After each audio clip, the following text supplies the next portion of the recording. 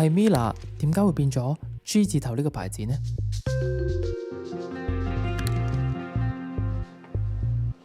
嗱，睇翻柳書嘅資料顯示啊，洗衣機嘅牌子的確唔啱，但係型號有冇錯到？咁就住朗然風呢個驗收單位，我哋有3個疑點。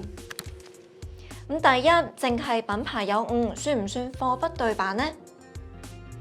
第二，交樓之前發展商又係咪知情呢？第三，買家可唔可以因為咁而同發展商追討賠償？位於何文田站上蓋嘅朗然風，一共有5座，提供990伙，涵蓋1房到4房間隔，由英軍同港鐵合作發展。項目細分咗2期，舊年4月先推2B 期，首批自實平均尺價係19,900幾蚊，係同區近8年以嚟最平嘅新盤。低價出擊，唔多唔少都幫到銷情。根據我哋嘅28 House App，2B 期夾埋572伙入邊，已經賣咗90%半嘅單位。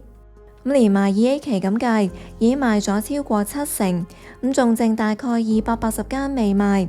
今集驗收單位嘅裝修質素，或者可以提供到啲參考俾有興趣嘅買家。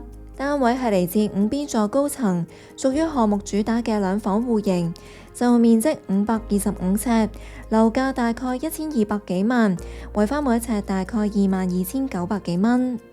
平時驗樓最主要係睇下單位有冇一啲嚴重嘅裝修問題，例如係漏水咁樣。不過喺驗收期間，我哋發現廚房入邊有樣家電同樓書嘅描述有出入。而家呢個位置呢，其實你會見到佢係用一個 G 字牌嘅牌子啦。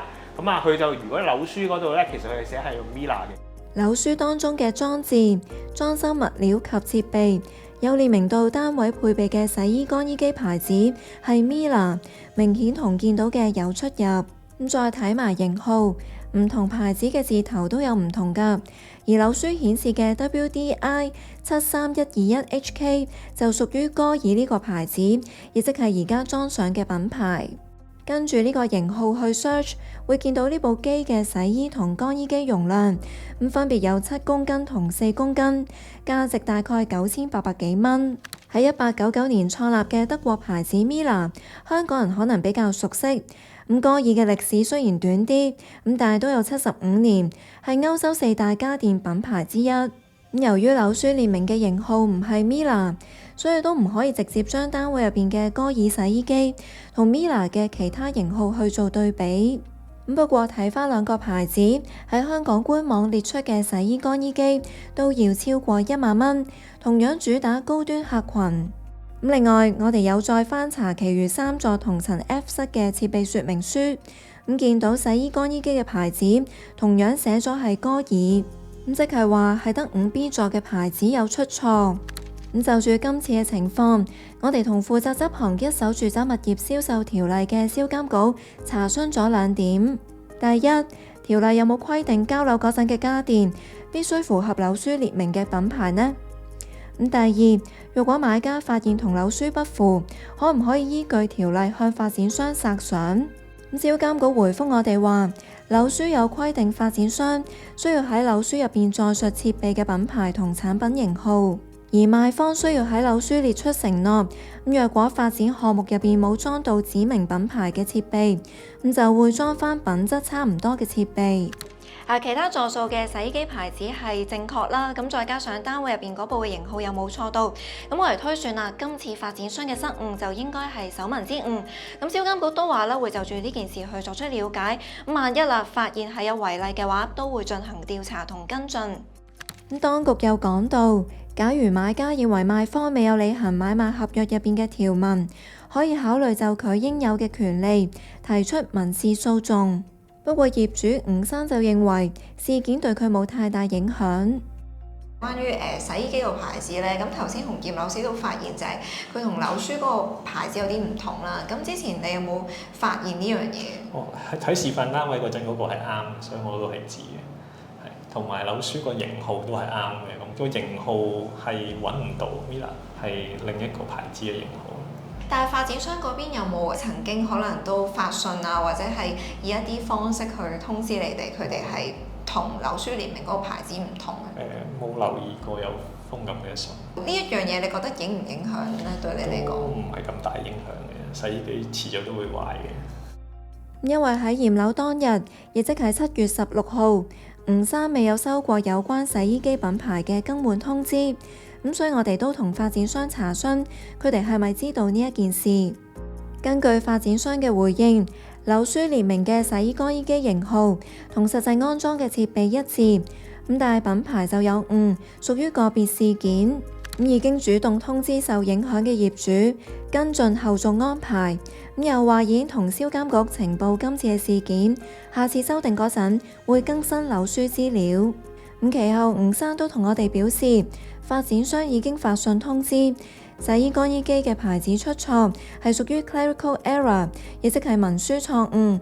咁並且會喺8月31號或者之前宣佈會唔會就呢一件事作出補償。咁雖然洗衣機嘅牌子同樓書唔同，就未必個個都會介意。咁但係家電都係構成樓價嘅一部分。咁唔同嘅牌子其實嗰個價錢啦都有啲出入㗎。咁換轉係你又會點諗呢？咁都不如留言話俾我哋知啊，有機會獲得咖啡禮券。新樓嘅交樓配置同第一版樓書有出入，朗然峰唔係第一個。咁例如係2022年入伙由永泰發展嘅歐瑪白特斯。部分單位嘅浴室門由有百葉轉做冇百葉，咁當時發展商回覆傳媒嗰陣表示，單位更改係同建築圖則有關，咁又跟翻條例嘅要求，喺法定時間入邊通知業主。咁雖然條例有規定，發展商需要列明有關裝置、裝修物料同埋設備資料嘅項目，但係條例同時容許賣方喺有需要嗰陣改動建築圖則。咁並且需要喺改動獲批之後嘅14日內，以書面形式通知業主。條例啦都有例外嘅情況㗎。咁作為小業主可以點樣保障自己呢？有2點都可以留意㗎。咁第一，發展商喺賣樓期間至少每3個月要檢視或者更新樓書。咁所以買咗樓之後都要留意一下最新版本嘅樓書有冇嘢改到。咁第二，若果經改動之後嘅單位面積超出原定面積嘅5%，買家就有權選擇踢契。至於單位嘅裝修質素又係點呢？朗然峰系嘅朗圖之後，相隔5年以嚟，英軍再有新盤落成。咁交樓時間比原定嘅關鍵日期遲咗大概4個月，12樣工種入邊有2樣唔合格。咁一於一邊參觀單位，一邊跟驗樓師揾失分位。好多時候啲新盤咧，如果入大門呢個位側邊有個凹位嘅話咧，咁啲發展商都會做埋鞋櫃嘅。咁呢一度都唔例外。咁我哋打開睇睇入邊嗰個容量係點先。咁其實咧見到而家係得3格啦。咁如果我將自己對鞋擺入去嘅話咧，咁啊預計可能一層係擺得2對鞋，咁就總共即係6對鞋度啦。真係唔夠擺晒啲鞋嘅話，玄關都唔細㗎，可以喺大門前少少嘅位置裝多個鞋櫃。淨係計玄關大概有25尺，換算翻樓價嘅話，呢一度價值大概58萬。一屋都係咪冇紙，皆因牆身有唔少污漬同埋唔平滑嘅地方，需要重新油過。唔計玄關，長形大廳有大概145尺，業主諗住沿住其中一邊牆身打造一組儲物櫃連電視機櫃。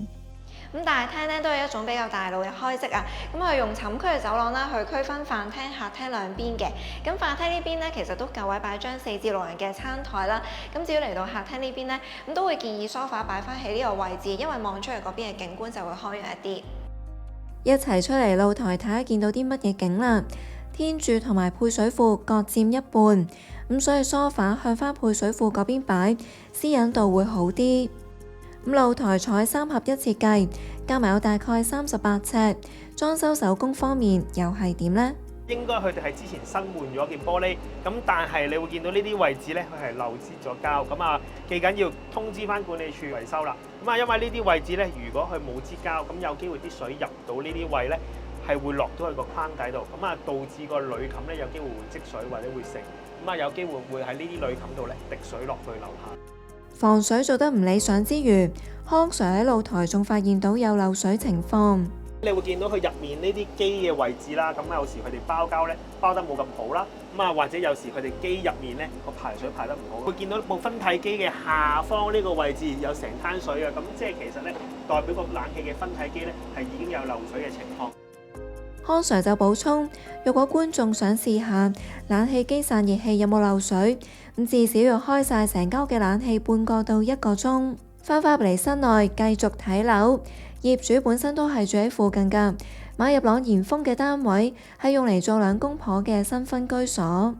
因為呢邊近屋企啲啦，同埋讀書以前都喺呢頭讀書，地點喺個地鐵站附近啦，同埋其他新盤嗰陣都好貴。咁我見其實佢主打都係兩房戶型啦，即係點解會揀緊廚兩房而唔係開廚或者其他嘅開席咧？緊廚始終煮嘢食，中意啲油煙隔得好啲，同埋啲水唔會彈到出嚟。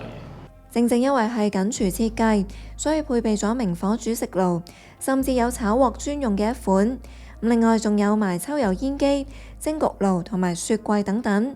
咁除咗一開始講過嘅洗衣乾衣機，其他嘅家電全部都係採用 Miele 牌子。朗然峰嘅主打戶型咧係兩房，咁但係大部分咧其實都係開廚設計。咁啱我哋今日驗收呢一個咧就係緊廚啊，咁見到啲廚櫃咧就係用咗個仿雲石紋嘅飾面啦，咁上面嘅假天花咧亦都用咗啲木紋飾面，咁對一般新盤比較少見嘅設計啦。但係驗樓師咧就喺呢一度發現到唔少嘅問題。你會見到個天花燈咧係有鬆嘅情況，咁呢啲如果咁明顯有鬆嘅話咧，其實一定要裝翻實去嘅，有機會成盞燈咧跌落嚟咧就危險㗎啦。除咗廚房入邊嘅天花燈，類近款式嘅走廊燈、玄關燈都有鬆嘅情況。咁康 Sir 就話只要輕輕撳翻實就得㗎啦。咁另外，廚房入邊嘅漏水問題同樣值得關注。你會見到我哋一放完水之後咧，其實你會見到個櫃底入面咧，其實已經係有2灘水喺度，即係代表咧，其實個去水喉呢啲位置咧係漏水嘅。好多時業主點樣去試水咧，試得清楚啲咧，升盤嗰個位置要全部閘滿水，連埋個水龍頭一次過閘咧，咁會穩陣啲啦。再一次過連埋個洗衣機一齊放水咧，就會最好嘅。買樓最驚漏水，而呢一個單位除咗露台、廚房，連浴室都有呢個情況。我哋啱啱試咗大約10分鐘到啦，你會見到我哋試完之後咧，其實嚟到外面呢個位置已經係成灘水喺度㗎啦，即係代表咧，其實個浴屏門嗰啲支膠咧支得唔好，咁所以佢穿牆過咗去隔離呢個位置，呢啲一定要重新支個膠啦。成間屋咁多個地方漏水，都令到來去水呢一項工種被扣到0分。喺浴室發現到嘅問題，仲有瓷磚夾口有窿、櫃門門框刮手，同埋廁板較有鏽跡，以至到係種種嘅清潔問題。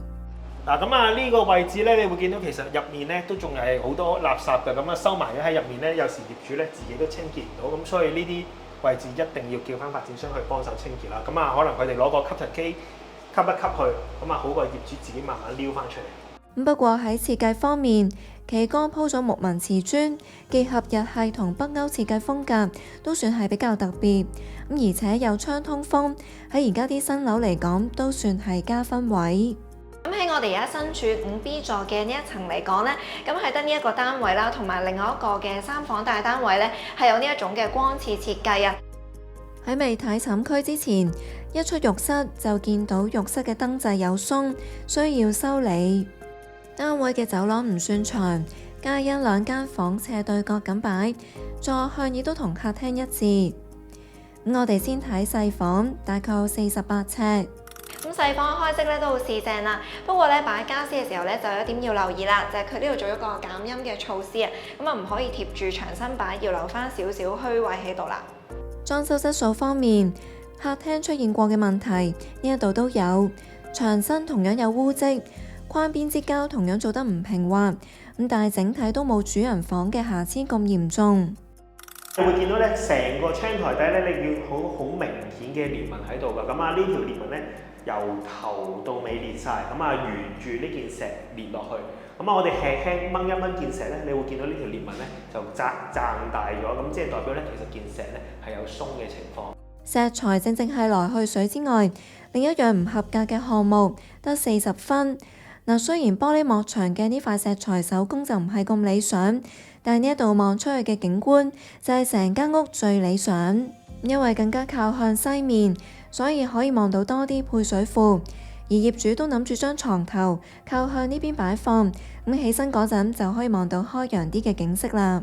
但唔計我而家企緊呢個開山門口嘅位置呢，咁成間主人房呢就大概85尺啦。但係你見到呢個凹位呢都比較淺啲啊，佢就唔到600mm。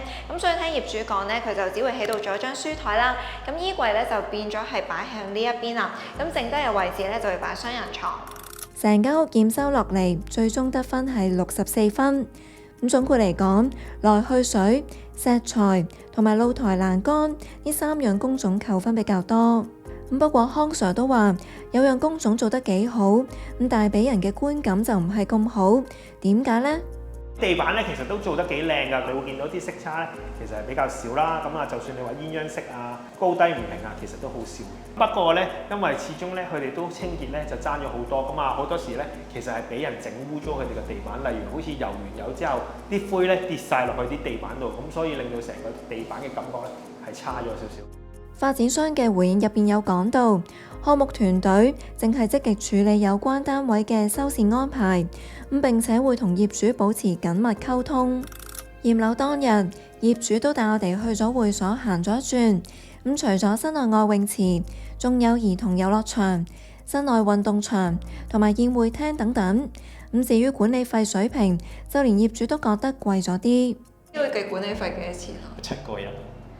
呢個水平你覺得係點樣？好似貴咗啲啊，同我望過其他豪宅比都仲貴過聖 George Mansion。事實上，朗賢峰同何文田站上蓋另一個新盤如一樣，每一尺管理費都係7個1，比起一般新盤4個0嘅水平高出1截。不過聽吳生講，朗賢峰嘅泳池同健身室業主係可以免費使用，安排就同如一樣。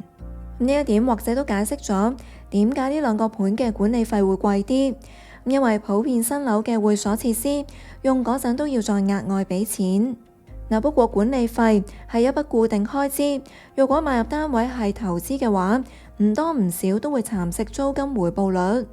用朗賢峰第一宗租務成交做例子，係一間實用面積388尺嘅一房，租咗21,500蚊，扣埋管理費之後，實收嘅租金每個月係18,700幾蚊，而租金回報率都由表面嘅3.5厘拉低到3厘，低過同類單位嘅大市水平。繼續講埋屋苑自己嘅其他配套啦。車位方面，朗賢峰2期加埋有264個，以990伙咁計，平均每3.7戶增1個。但屋苑都有專屬升降機直達何文田站。住戶就算經港鐵出入都好方便，行出 lift 之後，穿過一條長走廊，已經係 A4 出口，再搭埋扶手電梯，就到入閘嘅位置。雖然冇如一出已經係拍卡嘅位置咁方便，但係始終有直達通道，唔使話驚日曬雨淋。不過買嘢方面，何文田本身冇咩大型商場，項目附近嘅愛民村商場同街市只可以滿足到基本需要。想有多啲購物選擇，亦都可以搭多個站去黃埔天地，嗰度嘅商店種類會更加多。雖然轉咗洗衣機嘅牌子啦，就唔會話造成好大影響啦。但係咧，我哋都希望透過今集啦，或者以往嘅一啲案例，俾大家了解多啲啦。就係其實而家嘅樓書係包括啲乜嘢嘅資料？萬一買入嘅單位同樓書有出入嗰陣，而家嘅條例又俾到啲乜嘢嘅保障我哋？今集時間又差唔多啦。若果你都中意呢條片嘅話，記得 subscribe 呢個 channel 同埋 CLS 啦。